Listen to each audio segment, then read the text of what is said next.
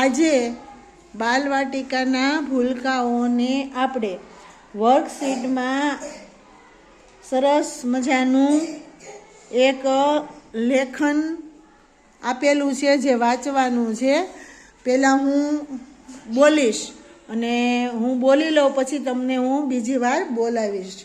અહીંયા સરસ મજાનું ચણા ગોળ ને ઘોડો આ જે શબ્દ આવ્યો છે, આ શબ્દો આવેલા છે એના ઉપર ભાર મૂકવામાં આવ્યો છે. તો ચાલો આપણે બધાએ બોલવું છે ને? મજા આવી ને વાંચવાની? તમારે સમજવા પ્રયત્ન કરવાનો છે અને હું જે બોલાવું તે બોલવા પ્રયત્ન કરવાનો છે. તો ચાલો, તમે બધા તૈયાર છો? ચાલો તો સરસ મજાનું ગુલાબ કરી દો. સરસ મજાનું કમળ કરી દો.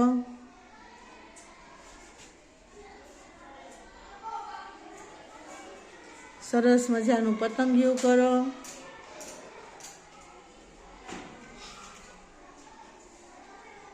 સરસ મજાની તાળી પાડી દો.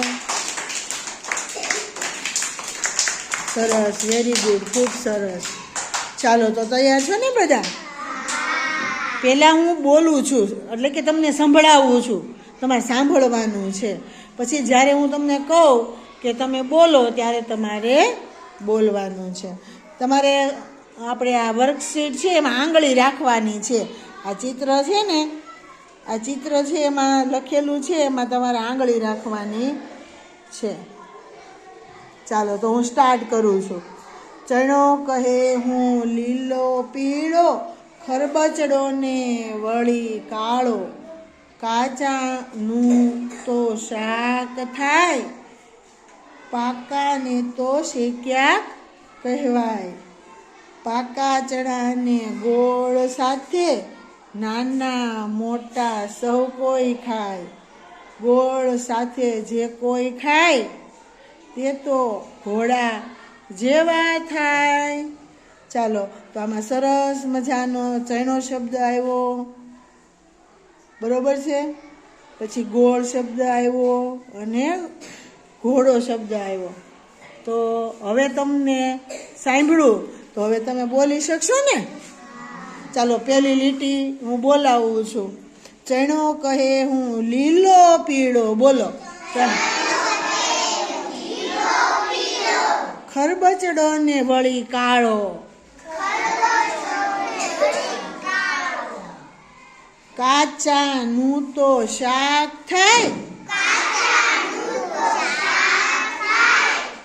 પાકાને તો શેક્યા કહેવાય. પાકા ચણાને ગોળ સાથે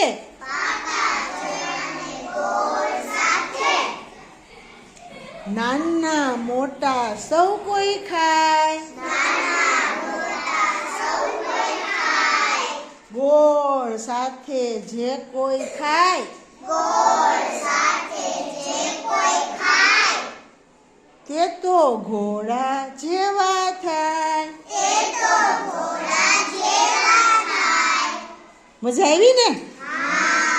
જો તો એમાં શબ્દ નીચે આપ્યા છે, ચિત્ર આપ્યું છે, ચણા દોર્યા છે, એની નીચે ચણા લખ્યું છે. લખ્યું છે તો બોલો તો ચણા.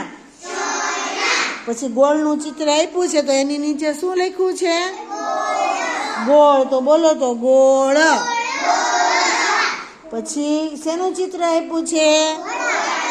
ઘોડાનું ચિત્ર અને નીચે શું લખ્યું છે? ઘોડો.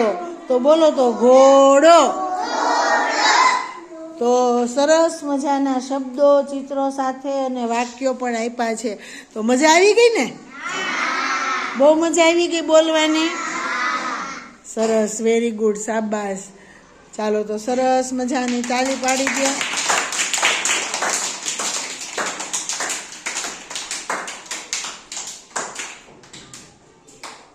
શાબાશ, વેરી ગુડ.